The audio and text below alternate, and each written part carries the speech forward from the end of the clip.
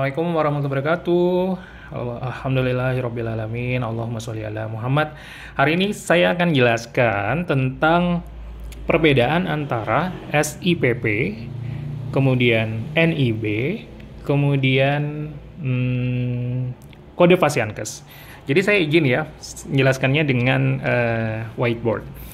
Jadi teman-teman, analogi sederhananya antara tiga dokumen tadi atau tiga legal aspek tadi adalah bagaimana ketika kita berkendaraan punya mobil ya.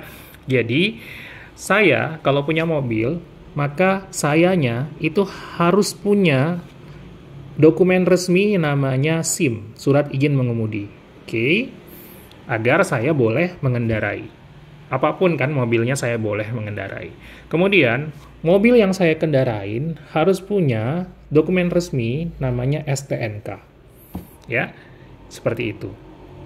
Jadi, ketika saya mau naik mobil ini, biar saya selamat, ya, maka saya yang mengendarai harus punya yang namanya SIM, SIM A tentunya, karena nanti kalau SIM C dan lain-lain itu beda lagi, ya.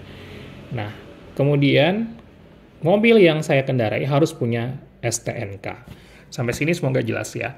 Nah, kalau saya mau mobil ini agar bisa punya value lebih atau punya manfaat lebih, maka saya harus punya BPKB yang mungkin nanti BPKB-nya akan bisa saya mungkin jual atau gadai untuk dapat rumah, untuk bisa ke Mekah, umroh, haji, atau untuk beli sebidang tanah dan lain-lain. Nah, analoginya seperti itu.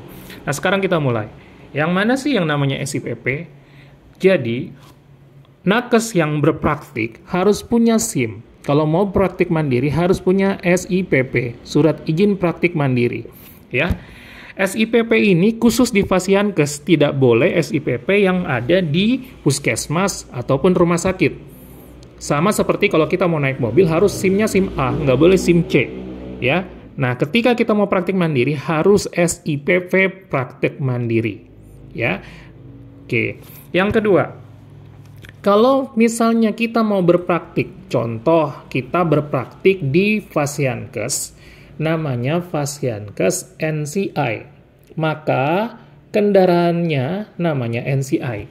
Artinya, nakes yang berpraktik ini mau berpraktik di NCI, maka NCI Center harus punya STNK. Tapi kalau di NCI Center namanya bukan STNK ya, tapi kode Fasiankes. Kode Fasiankes, kode registrasi Fasiankes. Tulisannya jelek. Oke, lanjutan ya.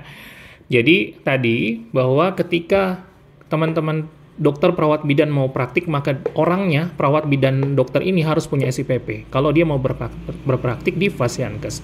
Nah, Fasiankesnya harus punya kode registrasi Fasiankes. Oke? Nah, kemudian, apa itu NIB? NIB itu adalah ketika kita sudah punya kode registrasi Fasiankes, sudah punya SIPP, maka kita pengen mobil yang ini atau tempat praktik mandiri kita ini punya value yang bertambah. Punya value yang bertambah. Maka kita harus daftarkan NCI Center ini kepada Dinas Perizinan untuk mendapatkan NIB. Apa ini NIB? Nomor apa ya? Nomor induk berbisnis kalau tidak salah, lupa saya I-nya ya. Jadi NIB ini bisa digunakan untuk apa?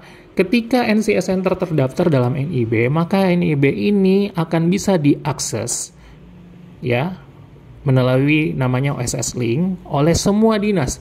Dinas koperasi, dinas UMKM misalnya, kemudian dinas lingkungan hidup, semua dinas bisa mengakses data. Artinya kalau misalnya ada dinas-dinas ini yang punya program hibah, program apapun ya, pembinaan, maka mereka akan mendatangi kita secara otomatis karena memang sudah punya NIB. Jadi teman-teman Fasiankes yang tidak punya NIB tidak akan dapat fasilitas itu. Jadi inilah kenapa NIB itu diperlukan.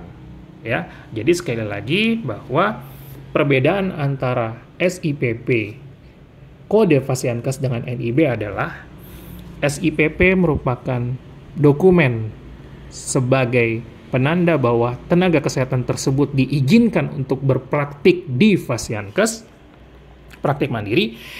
Kode registrasi Fasiankes adalah kode yang diberikan oleh kementerian bahwa NCS Center merupakan tempat praktik mandiri, dan NIB adalah nomor izin berbisnis yang diberikan oleh pemerintah daerah bahwa mengakui bahwa praktik mandirinya sebagai salah satu Fasiankes dan bisa diakses oleh seluruh unit pemerintahan atau non-pemerintahan yang berada di kota tersebut. Ya, semoga jelas penjelasannya terkait dengan analogi sederhana bahwa mobil pengendara dengan BPKB. Seperti itu. Kalau ada pertanyaan boleh japri saya atau tulis di komentar, boleh nanti kami akan tanggapi. Itu saja.